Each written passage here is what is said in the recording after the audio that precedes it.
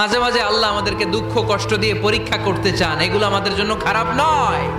এই দুঃখ কষ্ট বিপদ আমাদের কোমরকে সোজা করে, আমাদের পায়ের মাটিকে শক্ত করে, চিল্লায় বলেন ঠিক কিনা? প্রতিকূল পরিবেশে কিভাবে বাঁচতে হয় এই দুঃখ কষ্ট আমাদেরকে শিখায়। এজন্য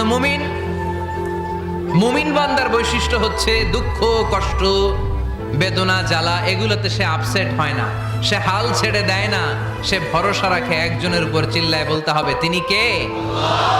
কারণ মুমিন জানে রাত্রি যত গভীর হয় অন্ধকার তমানিসা ভেদ করে সুবহে সাদিক হয়। মুমিন জানে গর্ভবতী নারীর পেটের ব্যথা যেই দিন বাড়তে থাকে ওই দিনই নতুন মেহমান আগমনের সময় ঘনাতে থাকে। মুমিন জানে তার জীবনে দুঃখ কষ্ট বিপদ যত বাড়তে থাকে সুখের দিন কাছে আসতে থাকে।